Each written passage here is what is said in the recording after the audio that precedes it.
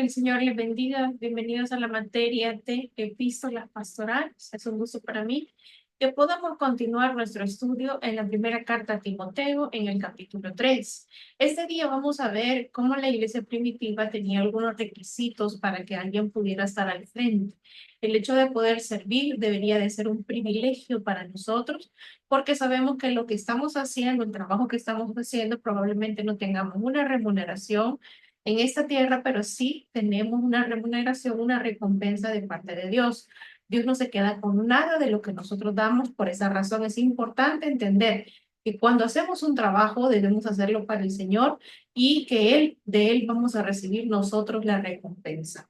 Así es que quiero, sin más detalle, comentarles que la carta en el capítulo 3 de la primera de Timoteo dice y habla acerca de los requisitos que debe reunir un obispo. Un obispo es un diácono, es una persona anciana y es una persona que dirige.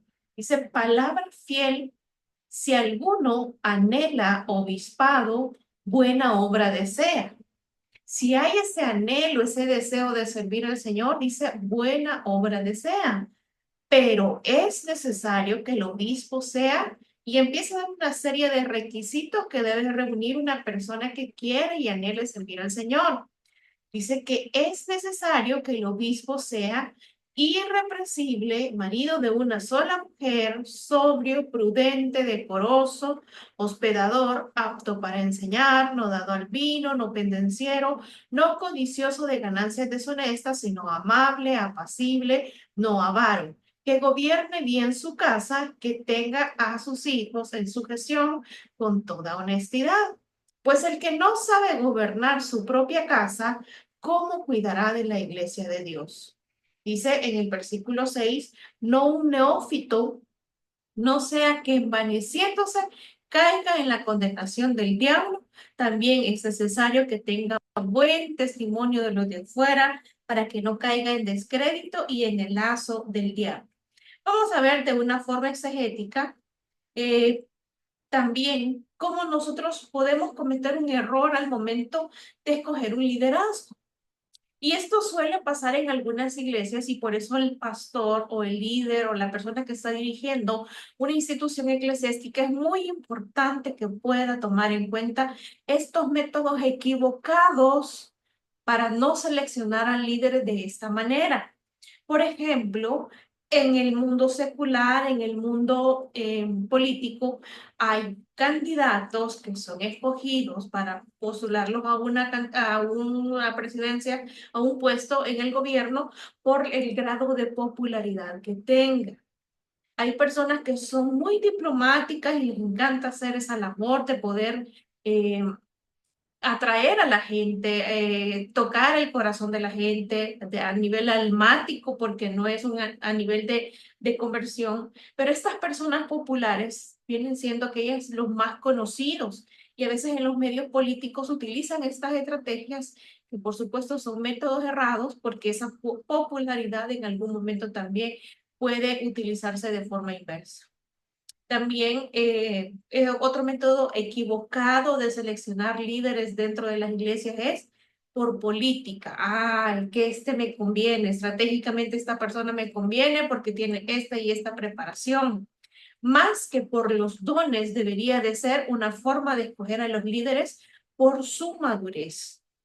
Influencias económicas es otro método equivocado de seleccionar a los líderes, porque puede satisfacer algún gustito que alguien necesite, porque tiene la capacidad de invitarme a comer a aquel restaurante donde a mí me gusta, porque tiene la capacidad de poder invitarme o llevarme a algún lugar. Otro método equivocado es por los líderes tradicionales. No, es que él siempre ha estado, es que él siempre ha permanecido. Esta persona también puede ser ubicada estratégicamente mal si nosotros seleccionamos a las personas porque son los tradicionales, por los que siempre han estado. De alguna manera, cuando nosotros tenemos cierto tiempo en un lugar de trabajo, en un puesto de liderazgo, el hecho de mantenernos constantes nos da cierto grado de seguridad, que eso no debería de ser, porque nosotros no somos personas irreemplazables. El hecho de permanecer durante 15, 20, 25, 30 años en una institución no nos da la autoridad para poder decir que usted es una persona que no va a ser removida jamás. Eso no es cierto. Recuérdese usted muy bien que Dios siempre escogió un líder, una persona que pudiera guiar al pueblo, pero si esta persona le falló, Dios perfectamente lo sustituyó. Piense en usted como una persona que puede ser reemplazada. Por ejemplo, yo recién acabo de cumplir años y yo ya estoy pensando en la persona que me va a sustituir, si es que no cambian de opinión antes, cualquier situación que se pueda presentar, yo debo de pensar que debo dejar un legado, que hay una persona que debe continuar mi labor y que no de forma permanente voy a estar yo en un lugar, ya sea en un puesto de liderazgo, en un puesto de trabajo, en un puesto incluso de mi familia. Yo debo de pensar quién es la persona que me va a suceder a mí en las actividades que esté desarrollando, cómo las personas que vienen después de mí sean capaces de poder desenvolverse en la vida. Por ejemplo, si usted ha acostumbrado a que sus hijos dependan solo de usted y es que solo mi mamá cocina bien, usted tiene que enseñarle a las futuras generaciones a que puedan defenderse porque va a haber un momento en que usted no va a estar presente. Entonces es importante que nosotros también aprendamos a delegar y que no cometamos esos errores. Ok, ahora bien, los versículos que leímos en el capítulo 3, versículos del 1 al 7, encontramos algunas cualidades de esta que debe reunir un obispo, un pastor, una persona dirigente en una iglesia. Y primero que dice es, debe ser irreprensible. ¿Qué significa la palabra irreprensible? No tiene nada que reprenderle a usted. Es una persona sin tacha, sin culpa. ¿Y por qué es importante que sea irreprensible? Porque esta persona está reflejando la santidad y el ejemplo de Cristo. Primero, segundo dice, marido de una sola mujer. Y esto es lo que está diciendo, debe existir fidelidad en el matrimonio. Pero si este pastor, si este obispo está cambiando constantemente de esposa, le está demostrando que internamente hay un problema no resuelto en él, que hay un problema que no ha podido gobernar y entonces no puede exigirle a esta persona compromiso y lealtad porque él no está siendo leal ni está comprometido con la mujer de su juventud. También debe ser sobrio. Lo sobrio es lo contrario de ebrio, es decir, tener un juicio claro y autocontrol. Una persona que se domina a sí mismo es capaz de tomar decisiones prudentes y tomar decisiones sensatas, no dejarse llevar por la ira, no dejarse llevar por el enojo, no dejarse llevar por las situaciones. También debe ser prudente. Y la prudencia no es más que otra cosa que actuar con cautela, prudente, saber qué decir, cómo decirlo, dónde decirlo, porque a veces somos imprudentes, a veces hablamos de los defectos de nuestro cónyuge, de nuestros hijos, frente a las personas y los desvalorizamos y eso no está bien. Prudentes, es decir, tener sabiduría y discernimiento, manejo eficaz de las situaciones. También debe ser decoroso. Una persona decorosa es honorable, respetuosa. Qué agradable es acercarse a personas que son y hablan de esa manera, que se dirigen a usted con respeto, con honor, que le dan la importancia que se merece, ganarse el respeto y la confianza de las personas. Hospedador, una persona que hace sentir a las demás amables, comparte las bendiciones, los hacen sentir acogedores, es decir, dan ganas de estar platicando con esta gente. Pero un pastor, un líder que solo se vive quejando de la vida, del gobierno, de la crisis, de los problemas nacionales, es una persona desagradable. Entonces, él crea un ambiente de amor y de cuidado. También debe ser una persona que esté apta para enseñar, apta, no de actitud, sino apta de capacidad, habilidad para enseñar la palabra de Dios, también instruir y guiar a la congregación. No dado al vino, es decir, un bebedor excesivo. Entonces, hermana, podemos ser un bebedor moderado, podríamos decir algunos. Pues la verdad es que se debe mantener la sobriedad y autocontrol y yo no le estoy dando permiso a nadie de que pueda beber. Eso es una convicción propia y usted puede acomodar los versículos a su manera, como quiera, pero sé que el Espíritu Santo le va a redarguir cuando usted no esté haciendo algo correcto. Entonces, esta persona también debe ser no pendenciero, pleitista, peleonero. Debe ser una persona pacífica, no debe ser violenta, debe de fomentar la paz y la unidad, pero también no debe ser codicioso, no ser amante del dinero. ¿A quién no le gusta el dinero? A todos no gusta el dinero, pero dice la escritura que raíz de todos los males es el amor al dinero. Entonces, no debe ser amante del dinero, su prioridad tiene que ser la bienestar espiritual sobre la material, que gobierne bien su casa, es decir, buen manejo de la familia. Eso tiene que reflejar de su capacidad para liderar. El primer ministerio en el cual nosotros debemos servir es en la casa. Usted puede ser muy buen salmista, puede ser muy buen predicador, muy buen líder en su iglesia, pero si en la casa usted no contribuye, no recoge un plato, no recoge una basura, perdóneme, todo lo que le voy a decir es un servidor solo de apariencia, porque su ministerio primero está en su casa. Que tenga a sus hijos en sujeción. Son hijos obedientes y respetuosos, es decir, ejemplo de liderazgo en la familia. Pero también dice que no debe ser un nuevo. ¿Por qué? Porque puede caer en lazo y descrédito del diablo. No vaya a ser que se envanezca. Y por esa razón no se le puede dar un liderazgo a una persona que recién llega, porque se puede envanecer, porque necesita ver madurez y necesita verse frutos también de que su vida ha estado en transformación constante. No debe ser un recién convertido para evitar el orgullo y la inmadurez espiritual. ¿A quién de nosotros nos gusta mandar? Todos. A nadie le gusta recibir órdenes de otra persona. Entonces, ¿qué es lo que hace una persona que tiene autoridad y que recién llega a un ministerio y está liderando? Puede envanecerse. No, hermana, pero fíjese que hay gente vieja que tiene bastante tiempo de estar en la iglesia y también se han envanecido. Pero también debemos entender que son tratos que Dios va a llevar con cada persona. Pero dice también que un pastor debe ser de buen testimonio, es decir, que sea respetado por la gente de fuera, no que diga, allá viene Chepe, aquel con el que me voy a tal lugar o me voy a tomar esto, me voy a tomar lo otro. La gente del mundo debe hablar bien de nosotros. Y por eso es importante el testimonio, reflejar el carácter cristiano en todo. Pero si yo voy en la calle y le silbo la vieja o le pito la vieja a alguien o lo que sea, una mala expresión, la gente de afuera se da cuenta, pero de repente me ven a mí levantando las manos en la iglesia, entonces mi testimonio deja mucho que desear. Por eso es importante que nosotros nos cuidemos en esa área.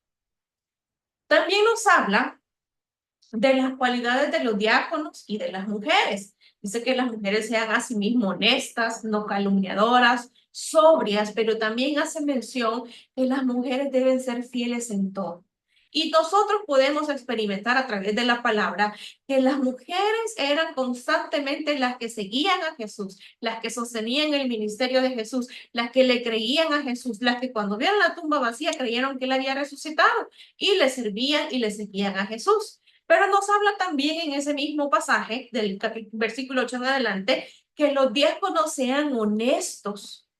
La honestidad, una cualidad, una virtud que en muchas ocasiones no se puede apreciar con la gente. No somos honestos. No somos honestos en nuestra forma de hablar, en nuestra forma de orar, en nuestra forma de compartir con las demás personas. Sin doblez, es decir, que no haya un doble ánimo, no haya doble cara, no dados a mucho vino, no codicioso de ganancias deshonestas, que guarden el ministerio de la fe con limpia conciencia, pero también estos tienen que ser sometidos a pruebas, se tienen que probar, que tienen que ser irreprensibles, maridos de una sola mujer, que gobiernen bien a sus hijos y sus casas, porque todo esto, todos aquellos que ejercen el diaconado, todos aquellos que ejercen el liderazgo, ganan para sí un grado honroso. Mire qué bonito es que la gente se exprese bien de nosotros y diga, no, como el hermano fulano de tal, no hay nadie como él es muy honesto,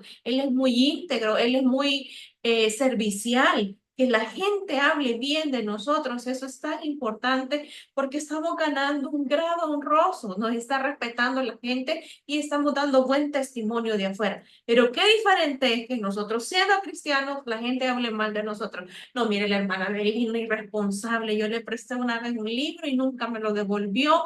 Mire, y se hace la loca y a veces ahí lo tiene en la oficina y no me lo devuelve. Es tan importante que nosotros cuidemos nuestro testimonio, lo que la gente habla de nosotros, pero también lo más importante es qué piensa Dios de cada uno de nosotros.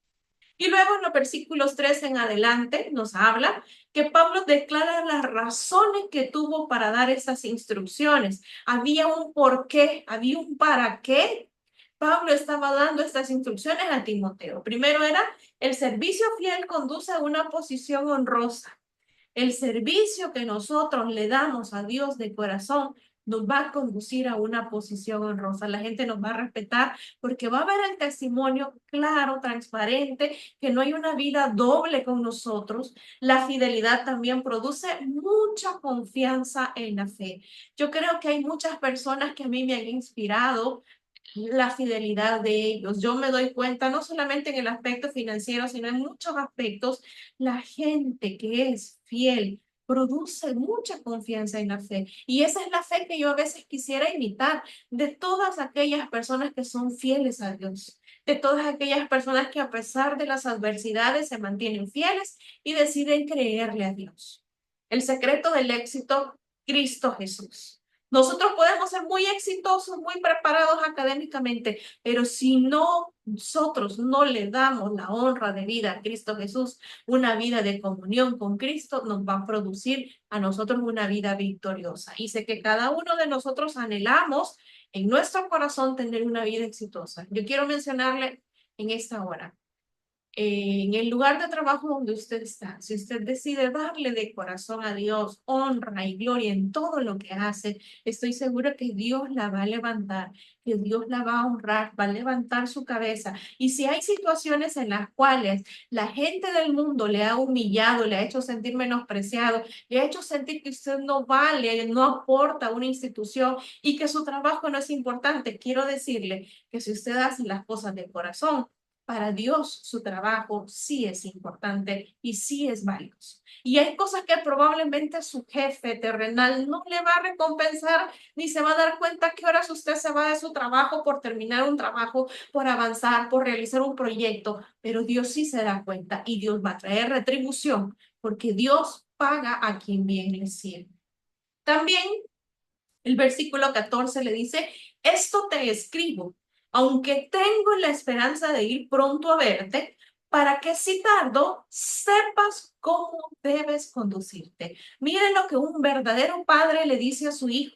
Si yo no estoy, ya sabes qué tenés que hacer. Y esa es nuestra labor, nuestro trabajo para las futuras generaciones. Si yo ya no voy a estar presente de aquí a 5, 10, 25 años, la gente que me sucede, mis descendientes deben saber qué hacer ante alguna situación y yo debo de enseñarles a ellos, prepararles para la vida. Que es la iglesia del Dios viviente, columna y baluarte de la verdad. E indiscutiblemente grande es el misterio de la piedad. Mire, nosotros deberíamos de ejercitarnos para la piedad. De hecho, se nos da esa instrucción. Y Pablo declara las razones del Espíritu. Dice, aunque espero verte pronto, temo ser demorado. La cuestión no admite demora porque tiene que ver con la casa de Dios. Y luego el versículo 16, el que acabamos de leer, Pablo cita este hermoso himno de adoración de Cristo que confiesa la gloria de este desde su encarnación hasta su coronación y es lo que vamos a ver ahorita. E indiscutiblemente es todo esto, pues, que el Señor nos enseña que este misterio de la piedad, Dios manifestado en carne, justificado en el Espíritu, visto de los ángeles, predicado a los gentiles, creído en el mundo, recibido arriba en gloria.